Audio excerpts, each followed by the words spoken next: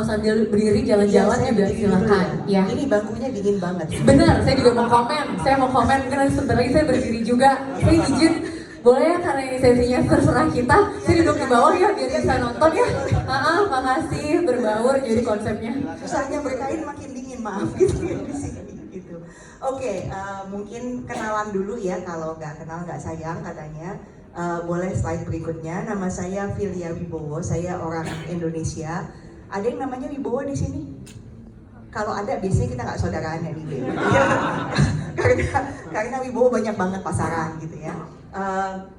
Jadi selain tadi dikenalkan People Leader of Practice di McKinsey Southeast Asia, this is my family and this is my life gitu ya. Itu ada ponakan saya satu di sini, fotonya ada di sini, jadi itu sama sih emang gitu. Jadi, ini kita lihat, kita naik MRT waktu liburan, nyobain ke Petak 6 karena katanya rame banget kalau hari-hari biasa ya. We were in Bali, I try to exercise, terus kalau yang ini kemarin kita ngerayain 17-an, di gereja kami ada perayaan 17-an. Jadi I love doing things beyond work and thank you for having me here gitu ya. Jadi quite fun gitu ya, walaupun kompetisinya cukup luar biasa kiri dan kanan ya Nabita ya gitu ya. Oke. Mungkin kalau kita mau ngomongin talent transformation untuk navigate brain drain, kita survive atau enggak. Pertama saya pengen ajak kita berpikir, kita survive itu buat apa sih di Indonesia, itu apa yang dibutuhkan ya. Nah dari apa yang dibutuhkan di Indonesia, nanti saya cerita kalau itu yang dibutuhkan, terus yang jadi tantangan bagi talent kita tuh apa aja gitu ya. Dan terus baru di belakang kalau gitu kita mesti ngapain, jadi 3 bagian ya. Nah ini cuma menyatakan hal yang sudah dikatakan oleh Bappenas sebenarnya gitu ya. To be honest, katakan ada orang yang bilang there are centuries where nothing happen, there are years where centuries happen. We live in the era di mana centuries happen. Coba pikirin dalam 5 tahun ke depan, how many changes have you navigated through? Siapa yang udah pernah, yang sekolah berarti zoomnya, kuliahnya sempat pakai zoom kan? Yang kerja gitu kan? Plek, tahu-tahu yang ngerjain bisnis, tahu-tahu harus pakai Zoom gitu kan ya.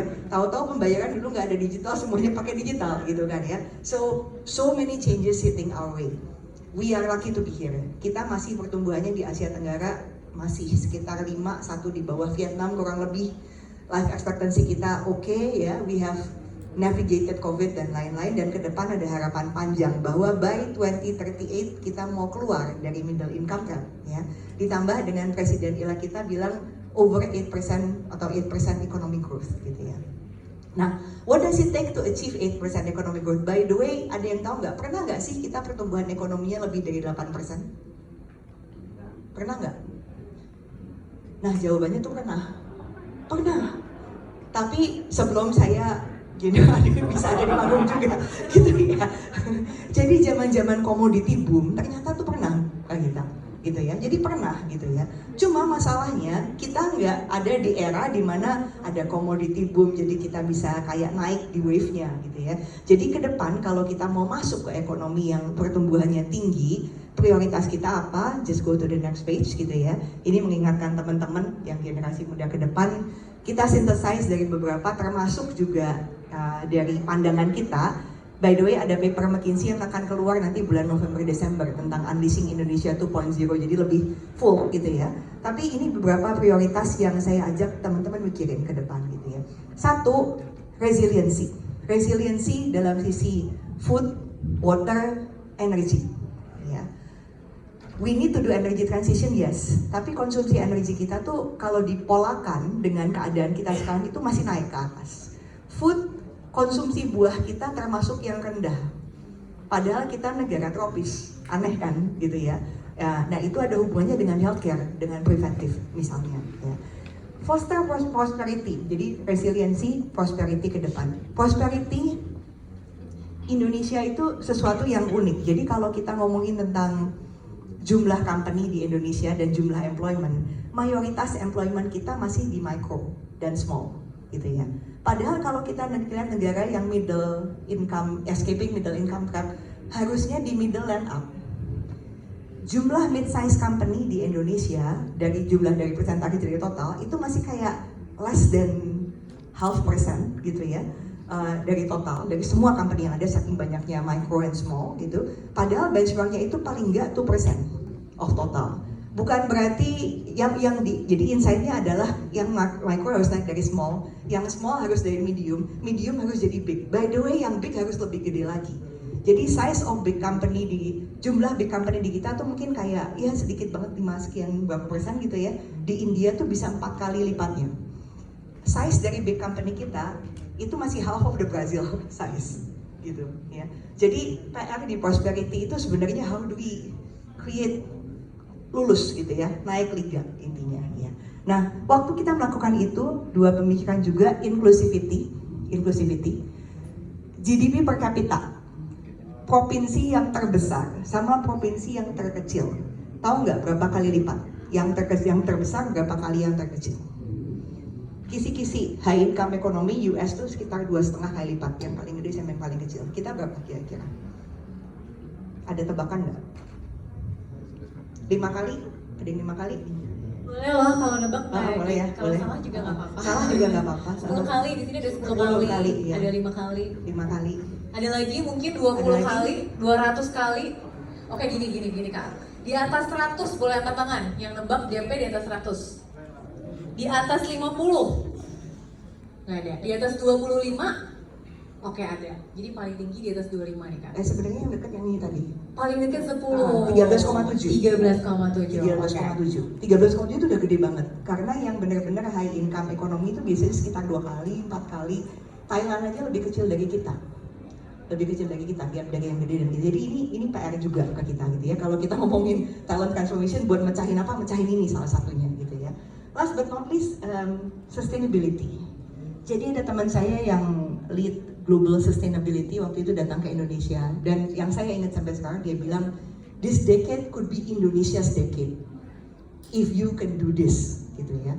Karena yes, kita produce a lot, tapi kita juga punya banyak aset di situ, gitu ya. Nah, PR-nya gimana kita mengeluarkan aset itu menjadi sesuatu yang bisa digunakan, ya. Jadi itu sustainability.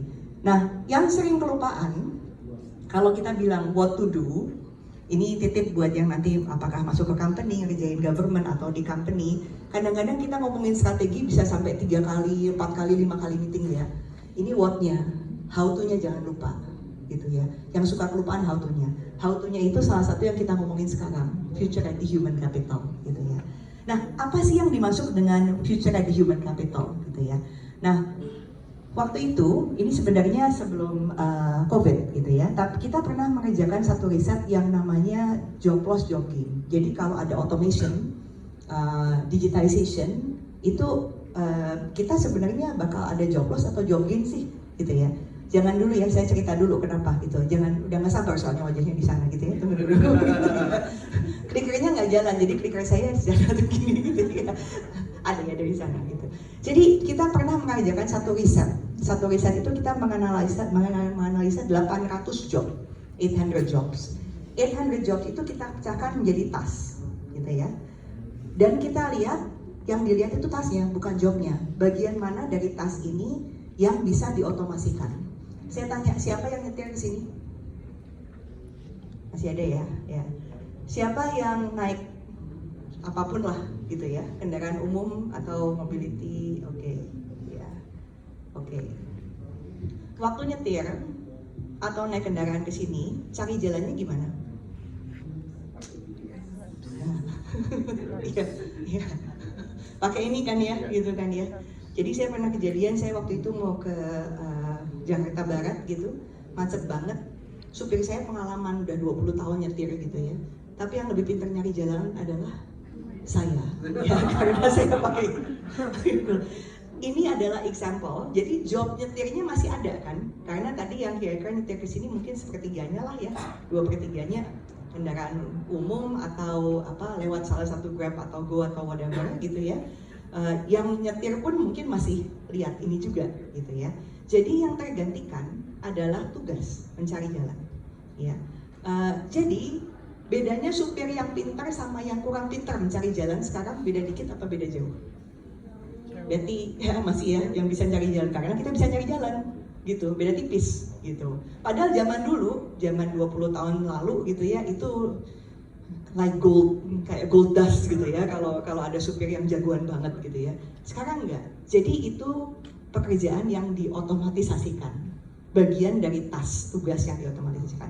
Nah, waktu kita membedah itu 800 pekerjaan, 2000 subtask mana yang diotomatisasikan, boleh dikasih lihat gitu ya. Ini hasil riset kita gitu ya. Jadi sebenarnya occupation yang 100% pekerjaannya bisa diotomasikan itu cuma sekitar 5%. Yang total semuanya bisa tergantikan gitu ya. Cuma yang sebelah kanan tolong dicatat ya. 60% occupation have 30% of more of the task automatable. Dan by the way dengan Gen AI yang sebelah sana lebih gede lagi. Jadi semua pekerjaan kita pasti ada elemen yang bisa terotomatisasikan terkena dampak digital gitu ya. Nah, kalau kita petakan balik, tadi kan saya cerita dari 2000 task diangkat ke pekerjaan gitu ya. Pekerjaan mana yang tadi tergantikan, mana yang nggak tergantikan, makin kesini makin nggak tergantikan, makin kesana makin tergantikan. Anything related to processing data, ya, predictable physical jadi berulang, ya. Collecting data itu yang tergantikan. Semakin unpredictable physical, by the way unpredictable physical nggak harus selalu pekerjaan yang di atas seperti manajer dan lain-lain, bisa juga gardener, pemadam kebakaran itu juga unpredictable physical, itu nggak tergantikan. Semua yang ada orangnya, elemen orangnya, expertise sampai ke arah CEO dan project manager itu yang enggak, gitu ya. Nah, kalau ini kita hitung ke Indonesia, itu message-nya yang on the good side, Indonesia itu net job gain. Jadi boleh dilihat ke halaman berikutnya. Kita lihat ke Indonesia ke depan kita masih beruntung, ya. Karena yang lost 23 million, yang gain itu somewhere between 19 to another somewhere between 23 to 46 million, ya. Jadi kalau dilihat net job gain, cuma jangan tarik napas dulu, izin gitu ya. Karena yang di sini sama di sana nggak sama kerjaannya, ya. Kalau dilihat ada sekitar 9 juta yang di sebelah sana, 9 sampai 10 juta itu pekerjaan yang tipenya sangat-sangat baru. Dulu nggak ada yang namanya key opinion leader, digital advertising, digital marketing apa segala macam ya. Sekarang kayak sesuatu yang harus menjadi sesuatu gitu ya, kira-kira gitu ya. Jadi itu pekerjaan yang baru. Ada juga yang di sini pergeseran, semakin consuming cost itu tinggi, semakin orang misalnya oke buat spending di area-area wellness, massage, fisioterapis dan lain-lain. Itu bukan yang kita produce di sebelah sini, bukan yang kita produce di sebelah sini, gitu ya. Semakin kita ke arah sana, semakin pekerjaan yang memerlukan interface, tapi interface-nya memerlukan pemikiran, bukan berulang. Itu juga dibutuhkan, karena konsumsi kita juga naik di sebelah sana, ya. Jadi kita net job gain, tapi jangan tarik napas dulu karena ini beda sebelah kiri sama sebelah kanan. Bedanya apa? Boleh ke next page. Ya. Nah ini kalau kita ngomong jobs of the future, terus kita melihat di bagian mana capacity kita itu better than machine. Kalau merah itu berarti mesin bisa lebih jago dari kita. Kalau biru itu kita sekarang masih jago dari mesin, gitu. Ya. Nah kalau dilihat kira-kira ya yang sebelah kiri